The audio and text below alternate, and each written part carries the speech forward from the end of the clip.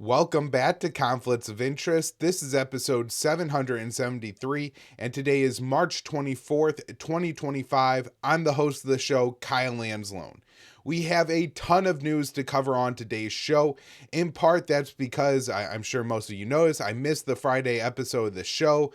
I had thought Thursday last week that I was finally getting over this illness that has been just running rampant through the family. Me, the wife, the baby just keep getting sick and sick again. So I thought I had beat it on Thursday. Friday, it came back with vengeance, but feeling much better after getting a chance to rest over the weekend. So I should be able to get a bonus show out to y'all this week to make up for the one that we missed last week. Now with that, Share the Show is hosted at the Libertarian Institute, where, by the way, we are wrapping up our 2025 fundraiser. We are just a few $1,000s away from meeting our goal. So if you head over and donate today, you may be the one that gets us to our goal and gets us over the hump, and I could stop doing these plugs. Additionally, you can find the show over on the blog at antiwar.com, YouTube, Rumble, or Odysee for the video version of the show. It's up anywhere you can listen to audio podcasts, and you can follow me at Kyle Anzalone _ on X for all my work, articles that I write, shows that I put out, whether it's Conflicts of Interest or my other show, The Kyle Anzalone Show, which, by the way, is the first link in the show notes page, and you can subscribe to there. Today, I will be interviewing Scott Horton at 4:45. I think I have a great one planned for Scott that you'll all definitely want to catch out. And I know I'm drawing on a little long on this intro, but also want to mention that I will be speaking at the Massachusetts Libertarian Party Convention this weekend. On Sunday, I think around 3 o'clock, I will be speaking. So if you're in the Massachusetts area and you want to see me speak and you can still get tickets for that event, go ahead and grab some tickets and I will see you out there on Sunday. All right, let's get into it. On today's show, we're going to start off with some updates on what's happening with the possibility of ending the war in Ukraine. This one I wrote for antiwar.com on March 23rd. U.S. officials meet with Ukrainian delegation ahead of talks with Russia. So on Sunday, U.S. officials met with a Ukrainian delegation led by the country's defense minister. American representatives are scheduled to meet with Russian officials on Monday. So the Ukrainian defense minister confirmed the meeting in Saudi Arabia. He said, "We are implementing the president of Ukraine's directive to bring a just peace closer and to strengthen security. The agenda includes proposals to protect energy facilities and critical infrastructure. Today, we're working through a number of complex technical issues. Our delegation includes energy experts as well as military representatives from naval and air components." And so one of the things I've talked about with this potential ceasefire between Russia and Ukraine is just how complicated this is going to get. At some point, I'm sure there are going to be sides that are attacking energy infrastructure and claiming, well, this is for military purposes. And that's because some of the fuel from the energy depot is maybe going to the military while others going to civilian purposes. I wouldn't be surprised if maybe one country or the other starts positioning military assets or hardware on the compounds of energy, power plants and things like that in order to make it that it can't be hit by the opposing forces. And so how to resolve those issues when they come up is really important to having the ceasefire be able to last. These, mediation issues and what kind of rules there's going to be around this ceasefire. And so if we're seriously talking about moving ahead with this ceasefire, which I really hope, then these complex technical issues are going to have to be worked through. Now, following several hours of discussions with the Americans, I did not see a press conference after by either the Ukrainian or the American delegation, which tells me that the talks probably weren't particularly successful. But it doesn't mean necessarily that they were a complete failure either. Just kind of surprised that both sides didn't get together, pat each other on the back in front of the cameras and say, we had good and productive negotiations today. But following the meeting, the Ukrainian defense minister posted on social media, "We have concluded our meeting with the American team. The discussions were productive and focused. We addressed key points, including energy, President Zelensky's goal to secure a lasting peace for our country and our people, and by extension for all of Europe. We're working to make that goal a reality. So the Americans met with Ukrainian officials ahead of the meeting with the Russian delegation that will also take place in Riyadh. American and Ukrainian officials could meet again on Monday. The American delegation includes members of the Special Envoy to Ukraine, Keith Kellogg's staff, State Department official Michael Anton, and aides to the National Security Advisor Mike Waltz. Washington reportedly sidelined Kellogg himself from talks after a request from Moscow. President Trump is attempting to push Kiev and Moscow to enter a limited ceasefire in hopes it will lead to a broader deal to end the war. Last week, Russia and Ukraine agreed to halt attacks on energy infrastructure. However, it's unclear when that limited truce will take effect, and so far, the attacks have continued. Trump has claimed that he is the only person who could secure a deal between Kiev and Moscow. He had said on Saturday, "I don't think there's anybody in the world who's going to stop Russian President Vladimir Putin except for me. We've had some very rational discussions, and I just want to see the people stop getting killed." So we'll see how this progresses. Next up here, this article I wrote for the Institute last week. U.S., Japan, South Korea conduct military drills in East China Sea. So for the first time under President Donald Trump, the U.S. has engaged in trilateral military exercises with Japan and South Korea. The move will be viewed as a provocation by North Korea, which views U.S.-led war games in the region as preparation for regime change in Pyongyang. On Thursday, U.S.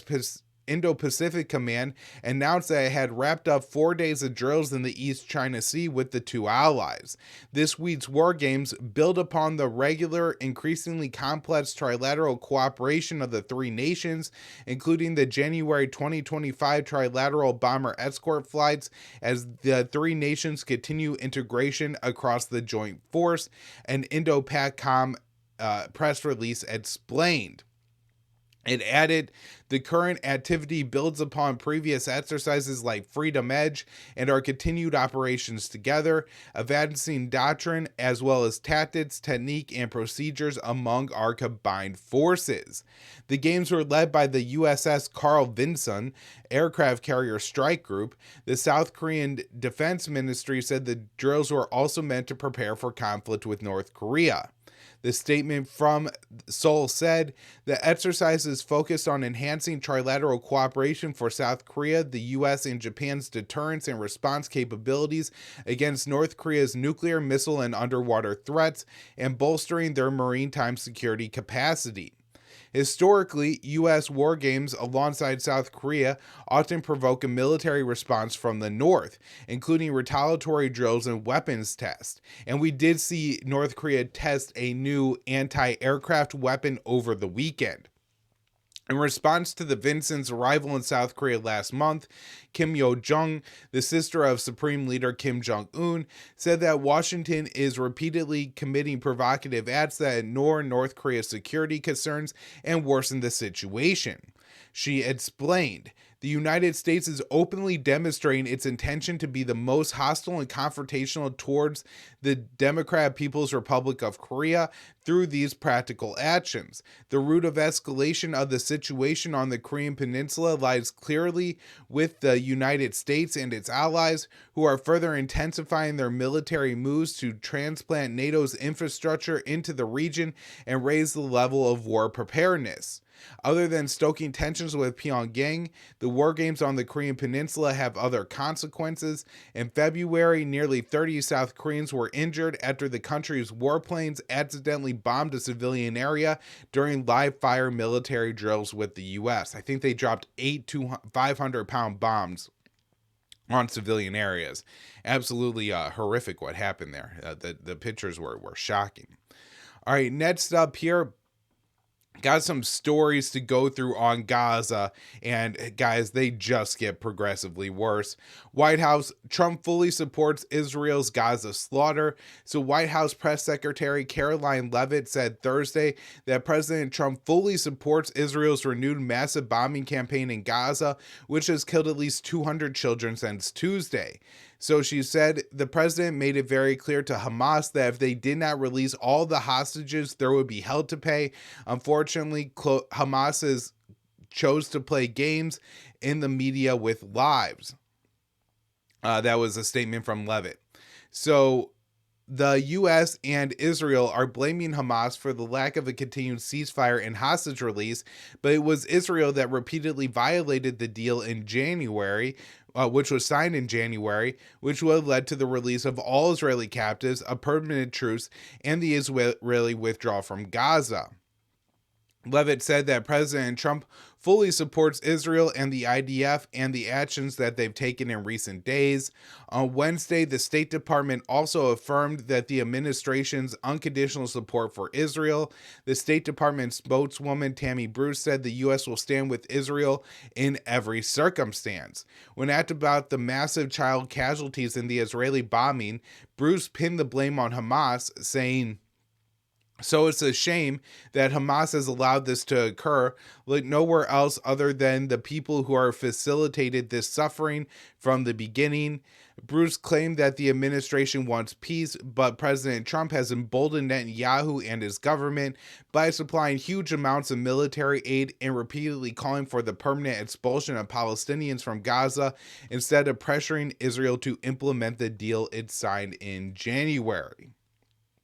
So, next up, we have American surgeon in Gaza describes his experience when Israel restarted the massive bombing. And so this is Dr. Feroz, and he actually spoke with Dave DeCamp. He's actually a big fan of antiwar.com, and he's currently in Gaza right now. And so this is the statement he gave to Dave DeCamp, I believe, on the afternoon of the 18th. So it says, "On the morning of March 18th, I was volunteering at the Nasser Medical Complex in Khan Yunis, Gaza. At about 2:30 a.m., Israel began bombarding Gaza again, as usual, under transparently absurd pretext. Apparently, this was coordinated with the White House in advance, revealing how deeply involved in these crimes our own government is. I woke up with a start when the door to our bedroom living quarters was blown open and smashed into the closet behind it. I went down to their emergency department to help with the mass casualty event that we knew would follow. The Palestinian surgeon and nursing leader who led the mass casualty effort did an incredible job of controlling the situation and triaging the patients. I went to the red triage area with Dr. Morgan McGonigal and an Irish trauma and vascular surgeon. The first patient I found was a 3 to 4 year old girl with angiola breathing and a weak pulse with multiple shrapnel wounds to her head and face. I told her father that she was going to die and there was nothing we could do about it." Next, Morgan was evaluating a 6-year-old boy with shrapnel injuries to his chest, abdomen, and left leg. He went into surgery for exploratory laparotomy, which thankfully revealed no significant abdominal bleeding. We found his popliteal or artery transected, and thankfully Dr. McGonigal was able to repair it primarily. Then I moved on to an exploratory laparotomy of a 29-year-old woman. I found out that she was the sister of one of the physicians whom I work with here. Her sacrum, the bone in your pelvis that connects the pelvis to the spine, had a tennis ball sized hole in it, as did the skin and muscle in her lower back, from which she was bleeding tremendously. Her rectum was torn in half, and her vagina and bladder were both injured. We are able to get her into the operating room and the ICU successfully, but she died over the next 12 hours. We then dealt with a 6-year-old boy hit by 2 pieces of shrapnel in the right ventricle of his heart, leading to cardiac troponin. His heart stopped on the way to the operating room. Dr. McGonigal opened his chest and repaired his heart and was actually able to get his heart restarted. When we explored the child's abdomen, finding a massive right-sided liver injury, 3 holes in his stomach, 2 in his colon, and 5 in his small intestine. He was certainly the most severely injured child I have ever encountered who is not already dead. We were able to get him out of the operating room and into the ICU, but he died almost 12 hours later. The night continued on in this vein. We operated almost extensively on women and children, and we had no indication that the small smattering of men who were injured were combatants. Americans should immediately stop providing the crucial military, diplomatic, and economic support that makes these crimes possible. Hamas has already agreed to a 3-phase ceasefire that involves the return of all Israeli hostages, and by all accounts, Hamas has already adhered to the deal. Anyone who reads the Israeli press knew that Israel's plan from the start was never to enter phase 2 of the ceasefire deal, just like Israel has failed to adhere to any ceasefire signed with Hamas since 2004. The United States is a sworn guarantor of the January 19th ceasefire agreement, and our assistance in helping Israel violate it, thus doubly illegal. I hope people will do whatever they can in this crucial moment. So, I mean, that's a very moving message. And then, actually, he was at the Al Nasser hospital when it was bombed on Sunday night. He is apparently okay, wasn't injured in that bombing, but one of his patients was actually killed. Next up here, Ben-Gvir to rejoin Israeli government following massive Gaza bombing. So Itamar Ben-Gvir and his Jewish Power Party have agreed to rejoin the Israeli government of Prime Minister Benjamin Netanyahu following the resumption of large-scale Israeli bombings on the besieged Gaza Strip and the massive slaughter of Palestinians. Ben-Gvir resigned from his post as National Security Minister in response to the Gaza ceasefire deal. So Ben-Gvir wrote on X, "We welcome the return of the State of Israel led by Prime Minister Benjamin Netanyahu to intense fighting. As we said in recent months when we withdrew, Israel must return to the fighting in Gaza. This is right, moral, ethical, and most justified step in order to destroy the terrorist organization Hamas and return all of our hostages." According to Haaretz, the Israeli cabinet is set to approve Ben-Gvir's return to government on Tuesday, and the Knesset is expected to approve it on Wednesday. Ben-Gvir is one of the most extreme Israeli politicians and is an outspoken proponent of ethnic cleansing of Gaza and the establishment of Jewish settlements in Gaza. Ben-Gvir said in an interview last year, "I will be very happy to live in Gaza." Israel's massive bombing campaign in Gaza comes over 2 weeks after Israel imposed a total blockade on all goods entering the Gaza Strip. Ben-Gvir welcomed the move and called for the Israeli military to bomb aid stockpiles inside the territory. Ben-Gvir said the government must also ordered the bombing of aid stockpiles that have accumulated in Gaza, its enormous quantities during and before the ceasefire, alongside a complete halt of electricity and water. So just an absolute monster. All right, so these are some of the stories that I have been writing on Gaza over the weekend. Israel Katz, that's the Israeli defense minister, says Israel to begin annexing Gaza. The Israeli defense minister, Israel Katz, said that the IDF will begin annexing parts of the Gaza Strip. President Donald Trump and Israeli officials have discussed expelling Palestinians from the Strip. So, Katz said on Friday, "I have instructed the IDF to seize additional areas in Gaza while evacuating the population and expand the security zones around Gaza for the protection of Israeli communities and IDF soldiers. The more Hamas persists in its refusal to release the hostages, the more territory it will lose, which will be annexed to Israel." On Wednesday, Katz directly threatened the civilian population of Gaza with utter destruction and devastation if they did not release the hostages and expel Hamas from Gaza. He added that if the Palestinians did that, then they would be allowed to leave Gaza for another country. While Katz is demanding Hamas release the hostages or the Palestinians release the hostage, the renewed assault on the Strip breaks a hostage and ceasefire deal that would have led to the release of the the release of the remaining Israeli captives. Since Israel resumed bombing Gaza, at least 500 have been killed, including 200 children. President Trump said he wants to remove all Palestinians from Gaza to build a resort city there. He said the Gazans would not be allowed back and the refugee cities would be built in other countries. So, the White House press secretary, Caroline Leavitt, said Thursday that President Trump is endorsing Israel's renewed military operations. Last week, Israeli Finance Minister Bezalel Smotrich said that President Donald Trump's proposal to remove all Palestinians from Gaza is taking shape. He said Trump's plan is taking shape with the ongoing actions in coordination with the U.S. administration. This has potential to create historic change in the Middle East and for the state of Israel. He argued that 5,000 to 10,000 Palestinians could be removed from Gaza each day, cleansing the strip of Palestinians in 6 months to a year. Smotrich and Katz are currently setting up a migration administration to oversee the removal of the Palestinians. Katz explained in his Friday statement that he will deploy all military and civilian pressure tools, including the evacuation of Gaza's population southward and the implementation of voluntary relocation plans for Gaza residents.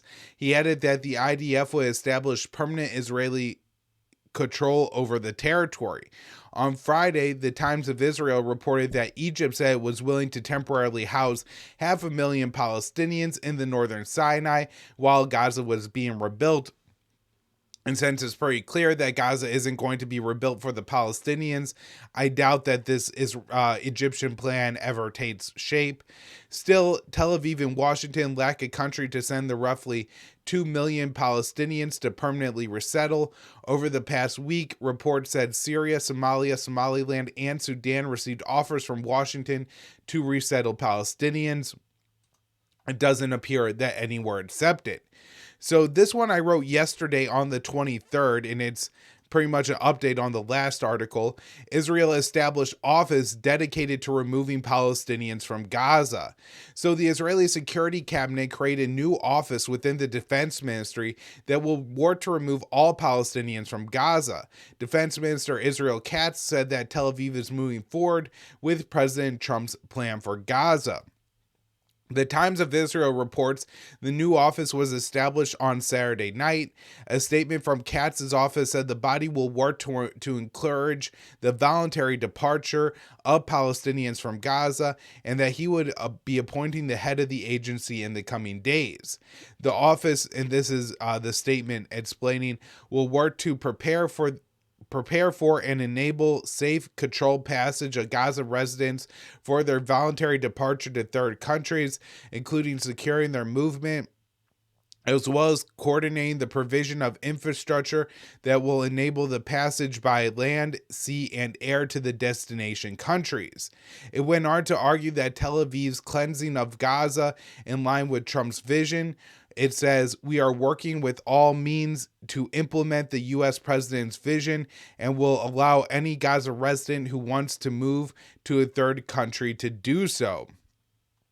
Trump has said that he wants to clean out and take over Gaza in order to create the Riviera of the Middle East.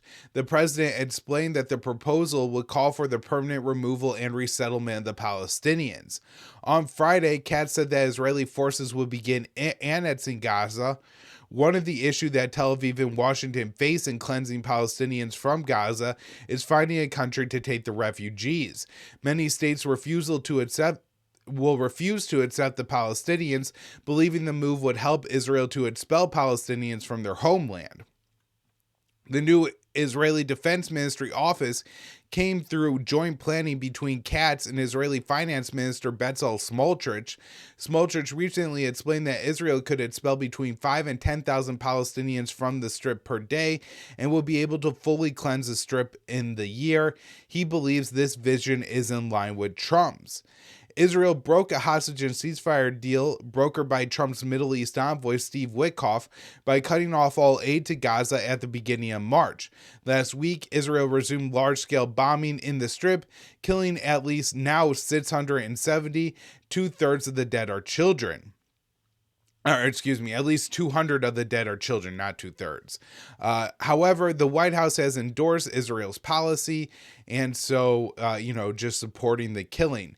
Now, this next article is interesting. So, with, I think Israeli officials pretty blatantly saying that the plan is to cleanse the Palestinians from Gaza, we now have this report in the Washington Post where they say they spoke with former and current Israeli officials who explained that Israel is going to take more aggressive military tactics in Gaza and wage a counterinsurgency, which is interesting because it doesn't sound like Katz plans to wage a counterinsurgency, just a cleansing campaign.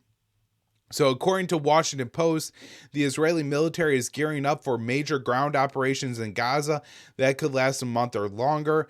Last week, Israel broke a ceasefire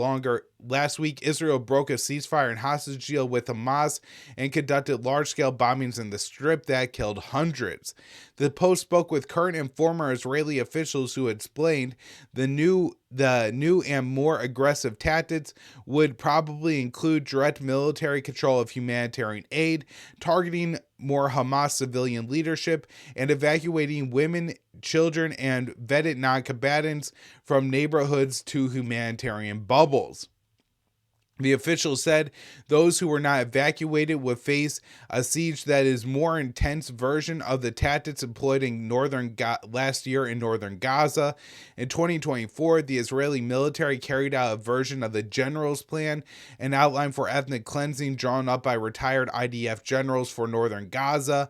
The plan called for the complete evacuation of all Palestinians to south of the Nazarene Corridor, a strip of land that is controlled by the Israeli military. Under the plan, if civilians didn't leave, they are said to be treated as combatants and killed either by military action or starvation. The Post reported the more brutal strategy reflects a change in military leadership, and the new policy is in line with the views of Prime Minister Benjamin Netanyahu. IDF Chief of Staff Herzi Halevi stepped down from that post earlier this month and was replaced by Zamir Avavi, a former deputy commander of the military Gaza division, explained to the Post that President Donald Trump's vigorous support for Tel Aviv gives Israeli military commanders more faith that they will have the equipment needed for Gaza.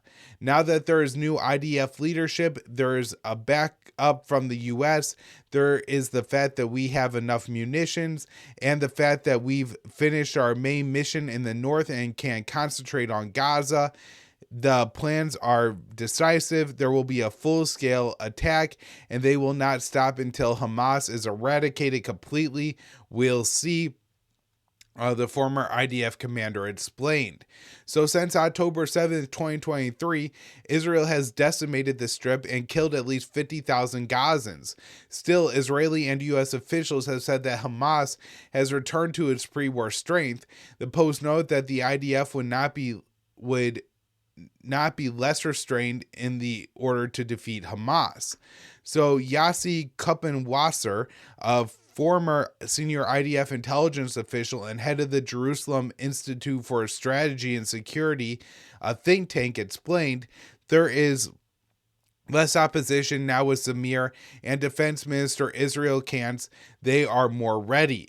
The government was committed to removing Hamas from power. The security establishment was not happy with this idea.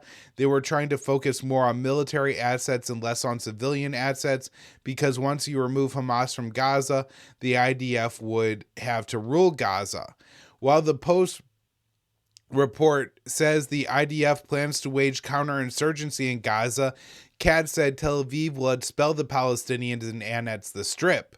So on Saturday night, the Israeli Security Council established a new office that will coordinate the expulsion of Palestinians from Gaza. Since breaking the ceasefire last week, Israel has resumed large-scale bombing in Gaza. Additionally, Israeli troops have attacked Rafah in southern Gaza and the Nazarene Corridor and have retaken the Nazarene Corridor in central Gaza.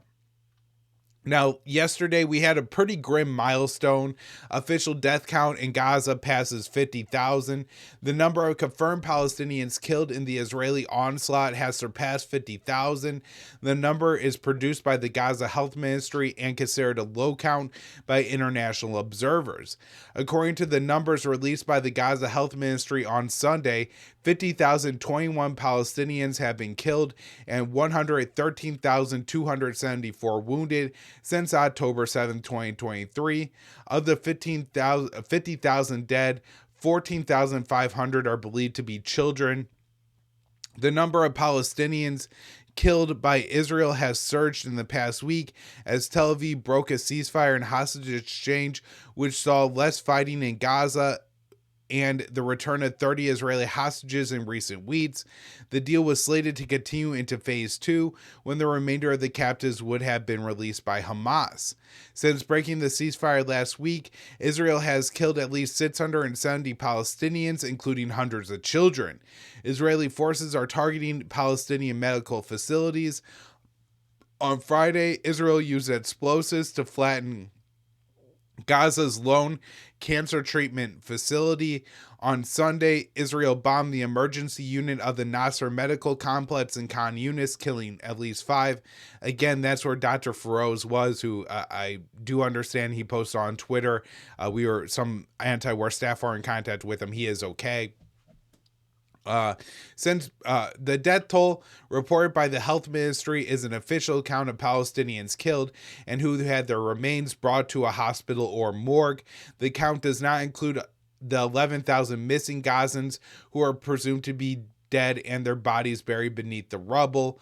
Last summer, the British medical journal The Lancet published a study arguing the true death toll could exceed 186,000.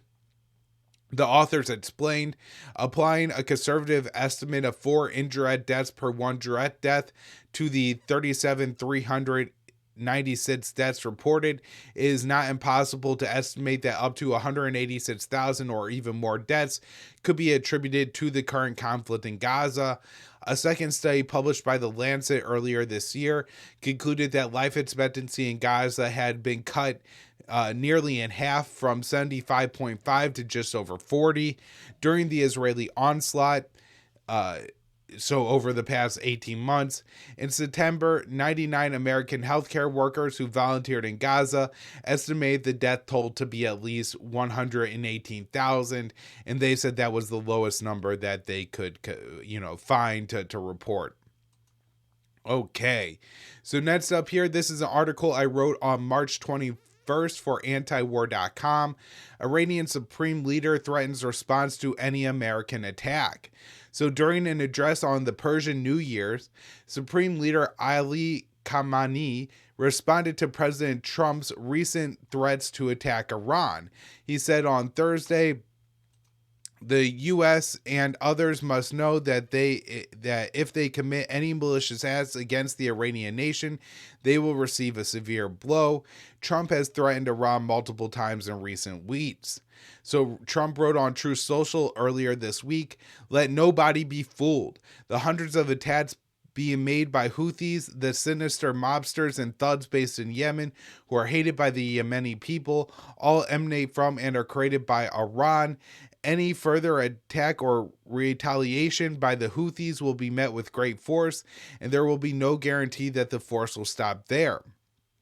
The Ayatollah argued that Tehran does not control the Houthis, also known by their formal title Ansar Allah. He said, "Why do you label them proxies? The people of Yemen and the resistance centers in the region have inner motivations to stand against the Zionists, and the Islamic Republic of Iran does not need proxies. Our stance is clear, and so is theirs." Additionally, Trump sent a letter to the Ayatollah urging Tehran to agree to a new nuclear deal with the U.S. within 2 months. Axios reporter Brock Ravid says that if Iran does not negotiate by the end of the deadline, there is the chance of U.S. or Israeli military action against Iran's nuclear facilities would dramatically increase. So the Ayatollah rejected talks with Trump because he destroyed the 2015 Iran nuclear deal during his first administration. He explained, "So why do we refuse to negotiate? This is the same person who tore up the JCPOA. How can we negotiate with this person?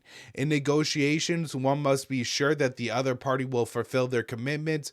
When we know they will not keep their word, what's the point?" The Ayatollah doubled down on his position during Thursday's speech, saying the U.S. must know that when facing Iran, threats will never achieve anything. Prior to Trump's second term, Axios reported that military action against Iran's nuclear facilities would be a real possibility under the new administration. The Pentagon is currently updating its war plans for Iran, and top U.S. and Israeli officials are meeting this coming week to discuss what will happen if Tehran does not come to an agreement, so they could be planning for the next war. This next one, written by Jason Ditz at antiwar.com on March 23rd, National Security Advisor Mike Waltz demands Iran give up entire nuclear program, including civilian enrichment. So, while continuing to closely tie recent U.S. attacks on the Houthis in Yemen to Iran, National Security Advisor Mike Waltz confirmed the Trump administration is demanding full dismantlement of Iran's nuclear program, including its capacity to enrich uranium for civilian use. Waltz made the comments on CBS's Face the Nation, and when asked about full dismantlement meant and to clarify the distinction between it and the verification deal the U.S. had with Iran before Trump pulled out in 2018, he made clear that this is far broader, covering everything, including enrichment, weaponization, and the strategic missile programs. And so this is just a non-starter, and if these are really the terms the Trump administration is laying out, there's a real possibility that this could lead to another war. All right, last article on today's show. This one from our old friend Will Porter, antiwar.com, March 23rd. Houthis target Israel with missile as U.S. pounds Yemen. So Yemen's Houthis fired another missile at Israel on Sunday, with the IDF claiming it intercepted at least one projectile. The Houthis have repeatedly voiced support for the Palestinians during the war, targeting Israeli-linked shipping in the Red Sea and launching missiles at the country.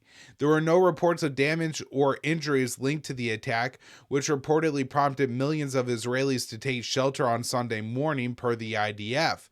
2 missiles were said to have landed in uninhabited areas, in addition to the one that was shot down. So Israel's military wrote in a Hebrew social media post, "Following the alerts that we activated a short time ago in several areas of the country, the Air Force intercepted one missile launched from Yemen. The missile was intercepted before it crossed into the country's territory. The attack briefly shut down air traffic at Israel's Ben Gurion Airport near the city of Lod," the Palestine Chronicle reported. The Houthi military spokesman said Sunday's attack was successful and noted that U.S. warships in the Red Sea were also targeted with missiles and drones. The Houthis have launched at least 5 attacks on Israel since the IDF renewed its offensive in Gaza last Tuesday, which broke a ceasefire and hostage exchange deal with Hamas, as well as a brief lull in the fighting, which has claimed some 50,000 Palestinian lives, according to the Gaza Health Ministry. The Israeli operations have included ground forces in addition to new rounds of airstrikes. The attempted Houthi attack on Sunday came just one day after the group accused Washington of targeting the airport in a major coastal city of Al-Hodeida, and days after the United States said it would deploy a second carrier strike group to the Red Sea, led by the USS Carl Vinson aircraft carrier. The Houthis said the U.S. strikes had killed at least 79 people and would wounded more than 100, among them women and children. U.S. Central Command recently confirmed that it was carrying out continuous operations against the Houthis, who President Donald Trump has declared would be annihilated. At least one Houthi projectile broke up over Saudi airspace on Sunday. A few days earlier, the United States approved a sale to Riyadh of 2,000 later guided advanced precision kill weapon systems. which can be used for air defense. The leader of the Houthi movement, also known by his formal name Ansar Allah, issued a message to the Palestinian people last week telling them that they were not alone, while insisting there was no alternative to bearing responsibility in confronting and resisting the Israeli enemy. So lots going on in Yemen, and a potential seemingly full-scale war there at this point from the Americans, with the second carrier strike group entering the region. All right, everybody, that will do it for today's show. Thank you all so much for tuning in. Again, I do plan to be back with another show tomorrow morning to catch up on a few of the stories that I just didn't have time for today. Thanks, everyone.